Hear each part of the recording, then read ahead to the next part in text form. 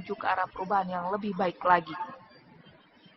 Beberapa supir taksi dari 7 perusahaan taksi yang melayani transportasi masyarakat di Bandara Udara Soekarno-Hatta meminta pelayanan taksi dan sistem pengendalian taksi ditata kembali. Pengendalian yang dilakukan saat ini selain merugikan masyarakat juga merugikan supir taksi.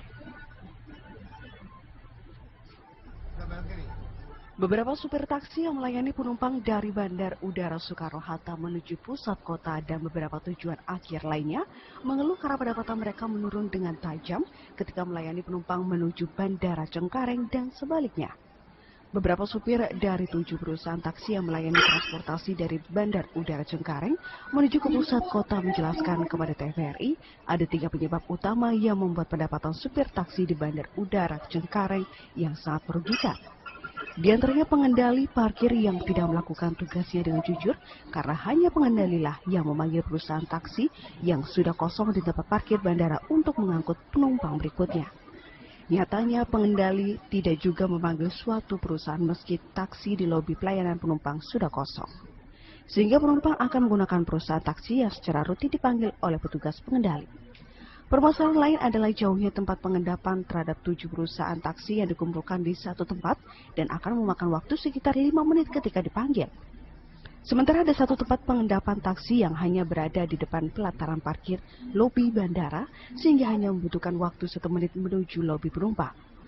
Di Bandara Soekarno-Hatta ada 2 tempat pengendapan taksi berstiker bandara, yang satu diperuntukkan bagi 7 perusahaan taksi, sedangkan yang satunya lagi diperuntukkan bagi 1 perusahaan taksi. Menurut seorang supir taksi bandara, rekan-rekan dari 7 perusahaan taksi dirinya bisa menghabiskan waktu hingga 4 jam di pengendapan baru bisa keluar dari pengendapan dan kembali mengangkut penumpang. Menurutnya hal itu sangat merugikan karena waktu terbuang begitu saja.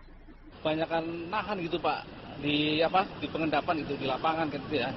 Jadi padahal kalau saya dipanggil ke lobi, begitu datang lobi itu lobi parkiran yang istilahnya harusnya sudah ada pun masih kosong. Padahal di sana mobil numpuk. Tapi di lobi setiap lobi itu Terminal 1, Terminal 2 itu banyakan kosong gitu. Jadi sepertinya kayak ada semacam apa gitu. Apa permainan apa gimana, tapi yang jelas banyak yang numpuk di pengendapan tapi di lobinya kosong gitu Pak.